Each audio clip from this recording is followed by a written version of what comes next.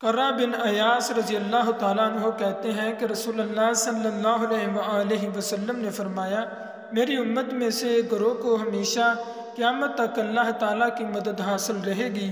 جو اس کی تائید و مدد نہ کرے گا اسے کوئی نقصان نہیں پہنچا سکے گا۔ ابو ہریرہ رضی اللہ تعالیٰ عنہ کہتے ہیں کہ رسول اللہ صلی اللہ علیہ وآلہ وسلم نے فرمایا، میری امت میں ایک گروہ ہمیشہ اللہ کے حکم یعنی دین پر قائم رہنے والا ہوگا، اس کی مخالفت کرنے والا اس کا کچھ نہ بگاڑ سکے گا۔ ابو انبا خولانی رضی اللہ تعالیٰ عنہ سے روایت ہے کہ انہوں نے رسول اللہ صلی اللہ علیہ وآلہ وسلم کے ساتھ دونوں قبلوں کی طرف نماز پڑھی تھی۔ وہ کہتے ہیں، میں نے رسول اللہ صلی اللہ علیہ وآلہ وسلم کو فرماتے ہوئے سنا، اللہ ہمیشہ اس دین میں نئے پودے اگا کر ان سے اپنی اطاعت کراتا رہے گا۔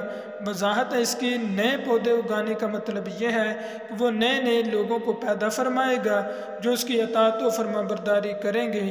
شعیب کہتے ہیں کہ معاویہ رضی اللہ تعالیٰ عنہ خطبہ دینے کے لیے کھڑے ہوئے اور کہا، تمہارے علماء کہاں ہیں؟ تمہارے علماء کہاں ہیں؟ میں نے رسول اللہ صلی اللہ علیہ وآلہ وسلم کو فرماتے سنا ہے، قیامت تک میری امت میں سے ایک گروہ لوگوں پر غالب رہے گا، کوئی اس کی مدد کرے یا نہ کرے اسے اس کی پرواہ نہ ہوگی۔ صوبان رضی اللہ تعالیٰ عنہ کہتے ہیں کہ رسول اللہ صلی اللہ علیہ وآلہ وسلم نے فرمایا، میری امت میں سے ایک گروہ ہمیشہ نصرت الہی سے بہرہ ہو کر حق پر قائم رہے گا، مخالفین کی مخالفت اسے اللہ کے امر یعنی قیامت تک کوئی نقصان نہ پہنچا سکے گی۔ جابر بن عبداللہ رضی اللہ تعالیٰ عنہ کہتے ہیں کہ ہم نبی اکرم صلی اللہ علیہ وآلہ وسلم کے پاس تھے، آپ نے ایک لکیر کھینچی اور دو لکیریں اس کے دائیں جانب اور دو بائیں جانب کھینچی، پھر اپنا ہاتھ بیچ والی لکیر پر رکھا اور فرمایا، یہ اللہ کا راستہ ہے۔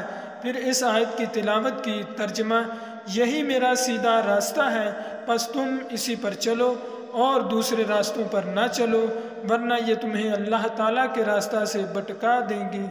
سورۃ الانعام کی آیت نمبر 103۔